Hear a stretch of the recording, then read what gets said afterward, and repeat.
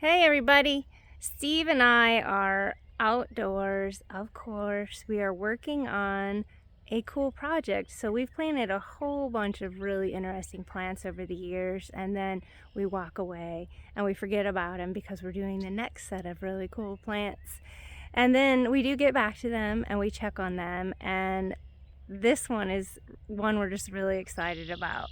And so if you have not checked out Indigenous Landscapes, Native Plant Agriculture, do it. It is an awesome book, tons of photographs. It's just really exciting to look through. And I believe that they have a free version online now, so I will put that in the description. So let's turn this camera around and see what we are looking at.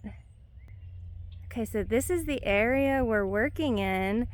These plants that are tubed out here are pawpaws, and they are doing fantastic. They even have a few blooms. So here they've been kind of slow growing, so we're real excited to see that. And then Steve's working in this area. Take a look at these tubers. And they are in some water. I mean, holy cow. This is a really moist area of the property. So these tubers kind of grow along a long thread is almost what it's like.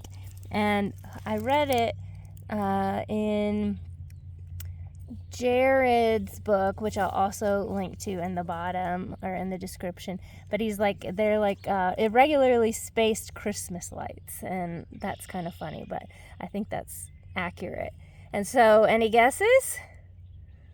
I know some of you probably have a guess. You're probably growing it, and some of you are probably eating it. This is Groundnut Apios americana. So it's one we got excited about a long time ago. We planted it, and then we shut down the trail to this area because there's so many wonderful plants coming in. And so we haven't really checked on them, except we did notice that they're doing well because look, this is their vine. So this vine can grow really long each season, and then it dies back to the ground. And then it'll start over each year. And this one just happens to be growing on bayberry. And bayberry is another pretty interesting shrub. We might be a little out of range right here. It is in Ohio, but maybe not right here on the Till Plain. But it's doing great. And I think you can see those little buds on there. So they're just fine with this vine climbing up here. But they do like a lot of light, bayberry. And so Steve's been thinning in here, creating some more light so that the bayberry can get a lot of light. You can see we have a couple more here. And then so can the groundnut. The groundnut will even creep along the ground. And so we'll just work on training them to different areas. Look at that one. The bayberry is the bayberry that makes the candle. So it's got that waxy berry on there. And this vine shouldn't intimidate anybody because, like I said, it dies all the way back to the ground. And I can't show you the flowers right now because they aren't out. But the groundnut flowers are fantastic. Absolutely one of my favorite flowers. So look them up. I think that you will find them really beautiful too. We haven't eaten groundnut yet, but we're definitely gonna try it when we know that we have enough. Right now, they're probably throughout this area, but we're gonna move them to a couple more spots.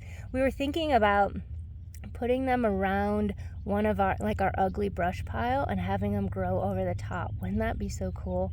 I think that would just be so cool. And look here, this is why we shut down the path. I wanted to open it back up because I want to walk by these groundnut and the bayberry. But the path is loaded with really wonderful plants. This is green-headed coneflower, and on the other end is flowering raspberry. There's cut plant in here. There's different sedges. And so right in here is fine, no problem. But look, the green-headed coneflower is about ready to come over here. So it's always just about giving the plants their space, and when they're telling you they're happy somewhere, pay attention. At least that's what we have learned. And so right now the groundnut is telling us they're happy, and if they put on flowers this summer, I will make sure to do a video on that. But look at those tubers, aren't they so cool?